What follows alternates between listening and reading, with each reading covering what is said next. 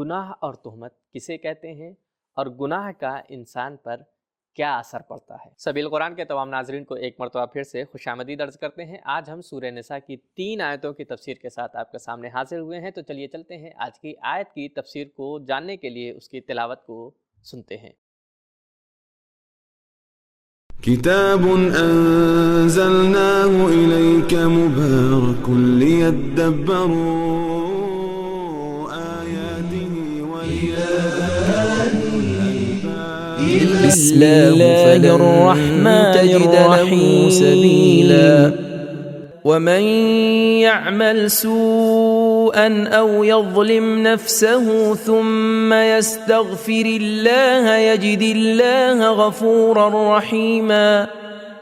اور جو شخص برے کام کرے یا اپنے اوپر ظلم کرے لیکن پھر خدا سے مغفرت کی دعا کرے تو وہ خدا کو بخشنے والا مہربان پائے گا۔ ناظرین، آیت کے ترجمے کو ہم نے جان لیا ہے، آئیے چلتے ہیں آیت کے نکات کو جان لیتے ہیں۔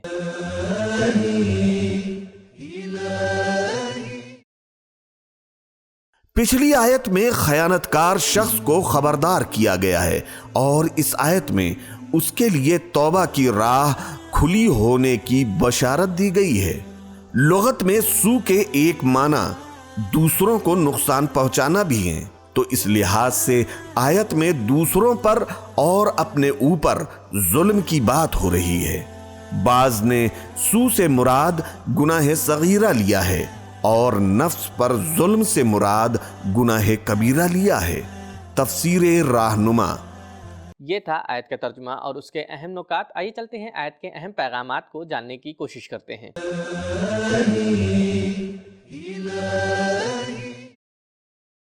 1. انسان کو یہ حق بھی حاصل نہیں ہے کہ اپنے اوپر ظلم کرے، حقیقت میں گناہ اپنے اوپر ظلم ہے۔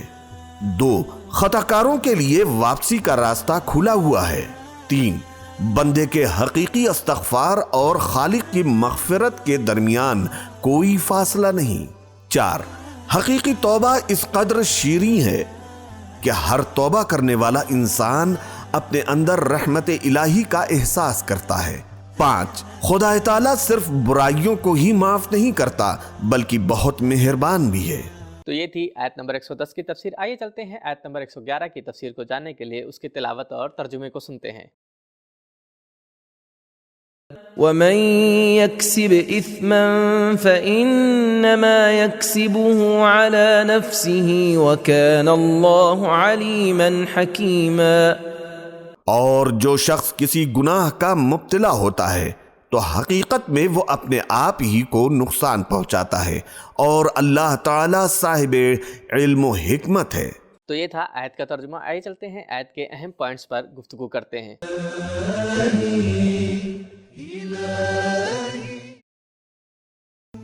گناہ جو الہی قوانین کی حدوں سے تجاوز اور آگے بڑھ جانے کا نام ہے، وہ دل کی پاکیزگی، روح کے تقوی اور عدالت کو انسان کے اندر سے ختم کر دیتا ہے، اور یہی بہت بڑا خسارہ ہے۔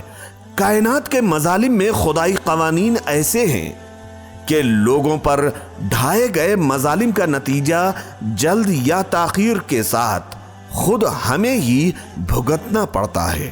ناظرین، ہم نے آیت کے ترجمے اور اس کے اہم پوائنٹس کو جان لیا ہے۔ آئیے چلتے ہیں آیت کے اہم پیغامات کو جاننے کی کوشش کرتے ہیں۔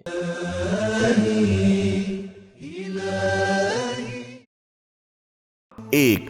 ہر گناہ انسان کے جسم و روح پر براہ راست اور ڈائریکٹ اثر کرتا ہے۔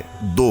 انسان گناہ کرنے پر مجبور نہیں ہے بلکہ وہ اپنے ارادے اور اختیار سے گناہ کو انجام دیتا ہے۔ 3.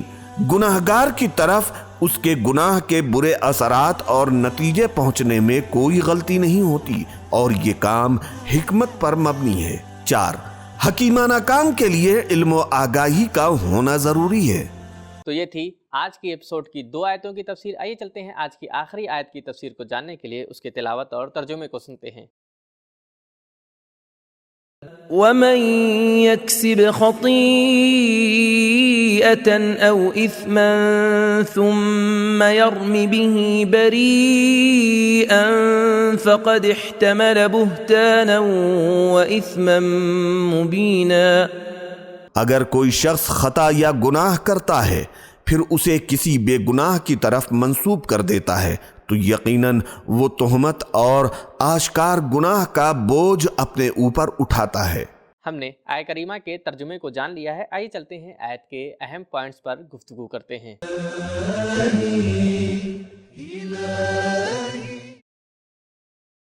خطا کے معنی لغزش کے ہیں، چاہے عمدن یعنی جان بوجھ کر ہو یا غیر عمدی، لیکن اثمن کا اطلاق جان بوجھ کر کیے جانے والے گناہ پر ہوتا ہے. تہمت بہت بڑے گناہ کو کہا جاتا ہے جو ایمان کے خاتمے، عدل اور معاشرے میں اعتماد کے ختم ہونے اور عذاب آخرت کا سبب ہے. امام صادق علیہ السلام فرماتے ہیں کہ بے گناہ شخص پر تہمت لگانا بلند ترین پہاڑ کے بوجھ سے زیادہ سنگین ہے. سفینۃ البحار، کافی، جلد نمبر 2. باب التہمہ. بہتان ایسے جھوٹ کو کہتے ہیں جس کے سننے سے انسان حیران رہ جائے. امام جعفر صادق علیہ السلام نے فرمایا، غیبت وہ ہے کہ جس کو خدا تعالیٰ نے اس کے برادر دینی سے چھپایا ہو جبکہ وہ اسے ظاہر کر دے، لیکن اگر اس کے بارے میں ایسی چیز کہے جو اس میں نہیں ہے تو وہ بہتان ہے. وسائل، جلد نمبر 13، صفحہ 286. ناظرین، ہم نے آیت کریمہ کے ترجمے اور اس کے اہم پوائنٹس کو جان لیا ہے. آئیے چلتے ہیں آیت کریمہ کے اہم میسیجز کو جاننے کی کوشش کرتے ہیں.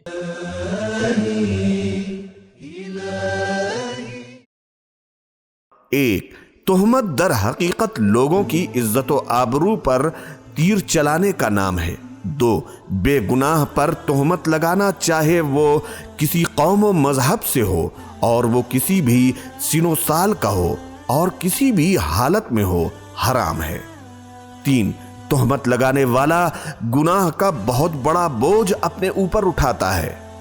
فقد احتمل، 2 کلمے، بہتانن، اثمن میں تنوین کا ہونا گناہ کے برے ہونے کو بتا رہا ہے. ناظرین، آج کے ایپیسوڈ میں ہم نے تہمت اور گناہ کے سلسلے میں کچھ نئی معلومات آپ کے سامنے پیش کی کہ انشاءاللہ وہ آپ کے لیے مفید ثابت ہوئی ہوں گی. آپ سے گزارش ہے کہ اگر آپ نے ابھی تک سبیل قرآن کے چینل کو سبسکرائب نہیں کیا ہے تو ابھی سبسکرائب کریں اور ہاں، بیل آئیکن دبانا نہ بھولیں تاکہ ہمارے ہر ویڈیو کی اپڈیٹ آپ کے ساتھ شیئر ہو سکے. یہیں پر ہمارا وقت ختم ہوتا ہے. ملتے ہیں اگلے ایپیسوڈ میں، تب تک کے لیے شکریہ. خدا حافظ. سبیل قرآن، قرآنی سماج کی پہچان.